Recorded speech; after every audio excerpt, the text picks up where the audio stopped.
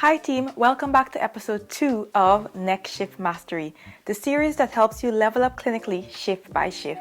In today's episode, we're going to be focusing on a very important tool you have in your medical kit, and that's going to be the ABCDE assessment.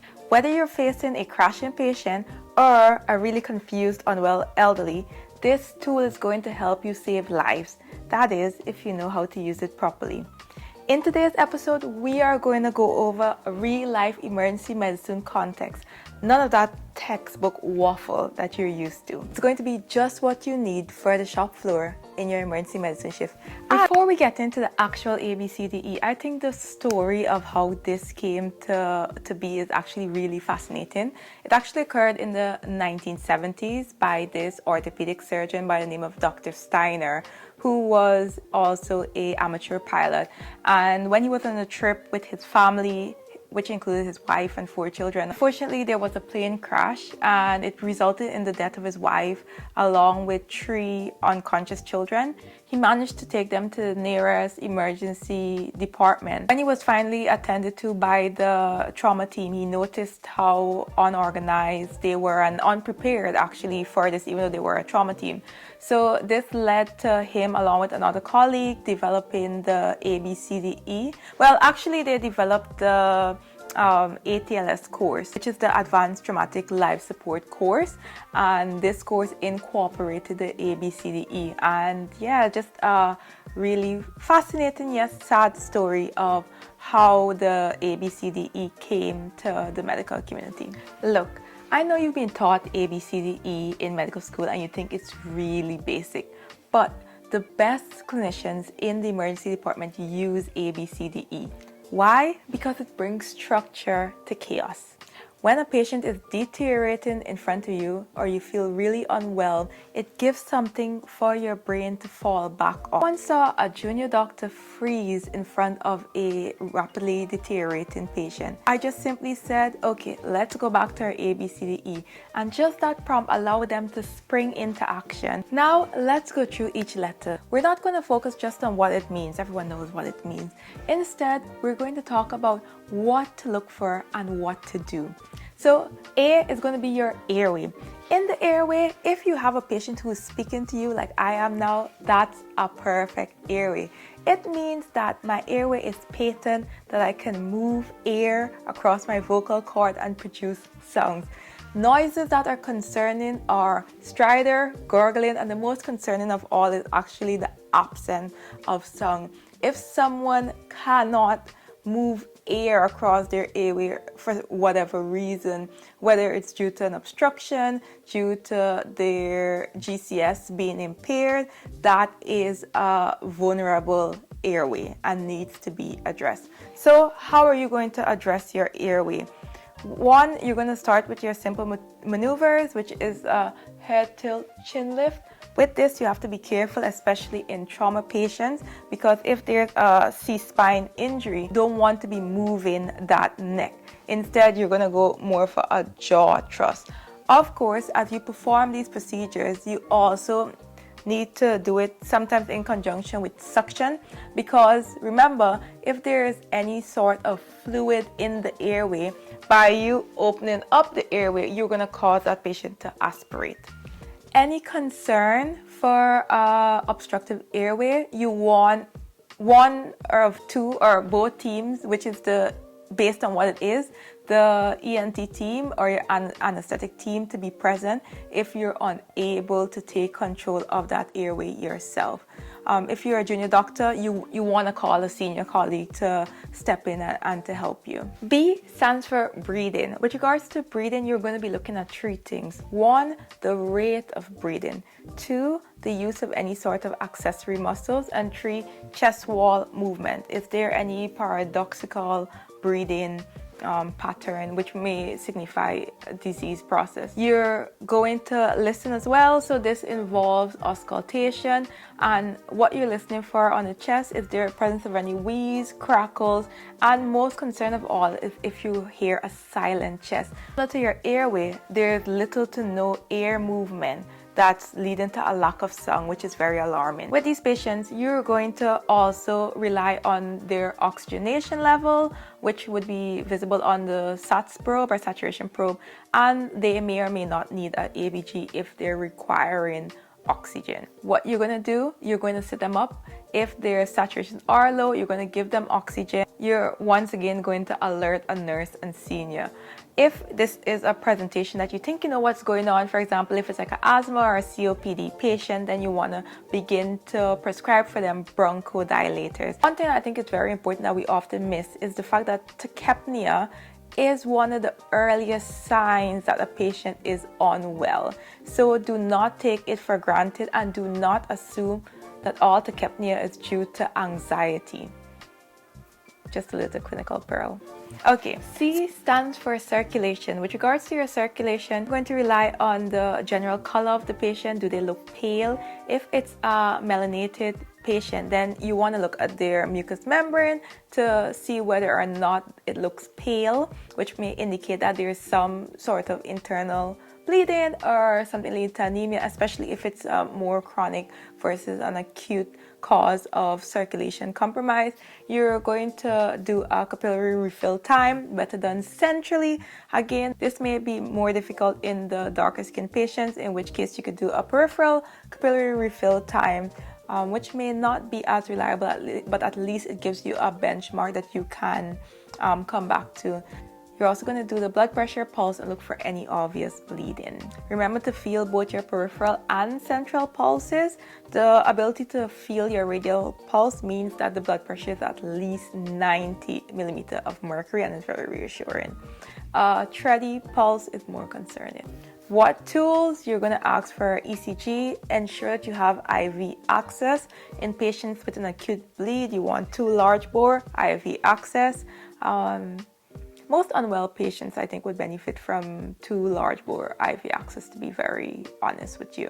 And then you're going to do your bloods, and especially the one that you're going to get back right away is your VBG, which will give you certain answers, especially with regards to your hemoglobin, which if it's acutely low, might point to the reason why your patient is presenting with circulatory compromise. So what are we going to do? Based on what's causing it, we're going to, as I said, you need to have your cannula in place. You might consider starting IV fluids depending on what's going on. Don't just automatically start IV fluids for a patient. It depends. Remember, everything you prescribe, even fluids, is a drug. And we don't just prescribe things because, oh, there's a patient whose blood pressure is low, we have to give fluid. It all depends on what's causing the low blood pressure. Yes, they may, in most cases, they will benefit from a fluid bolus. However, there are cases, for example, if you're suspecting like a cardiogenic shock, in those cases, it might worsen the cardiogenic shock by putting strain on the heart. So it all depends on what's going on. So it's just to be clear on what's causing it. Of course, if it's a trauma patient and there's external bleeding, one of your key focus is going to be stopping that bleed. And also, in such case, you want to consider activating the major hemorrhage protocol.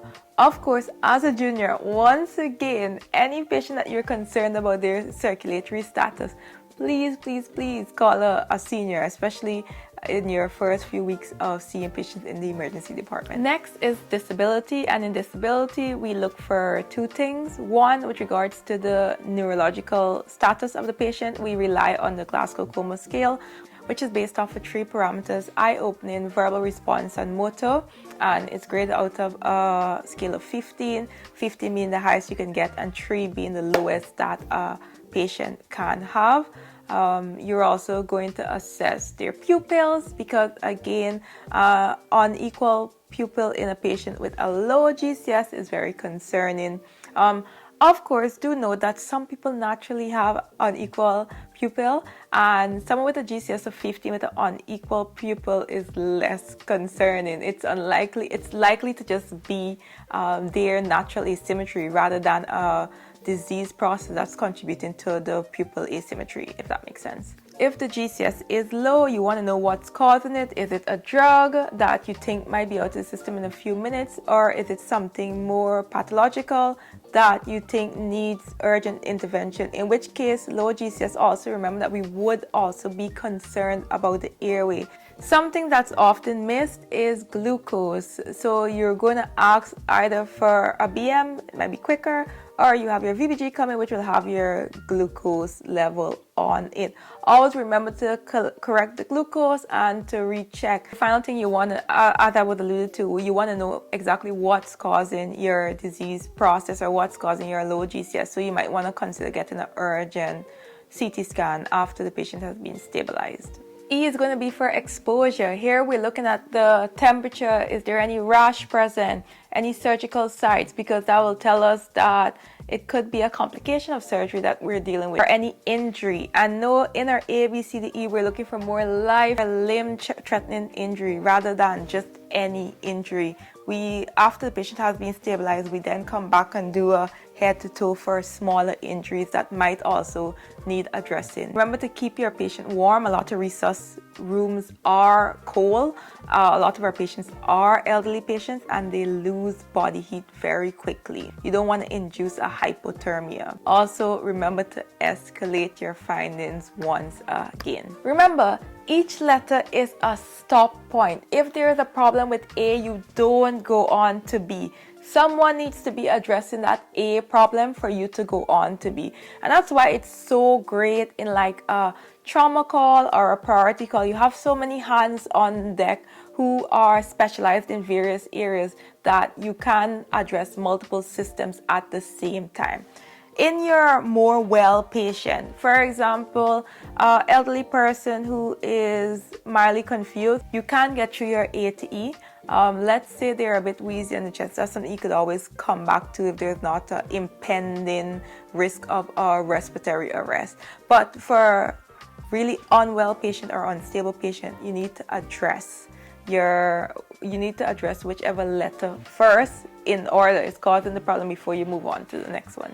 My tip to you guys as junior doctors starting your career would be say what you see out loud.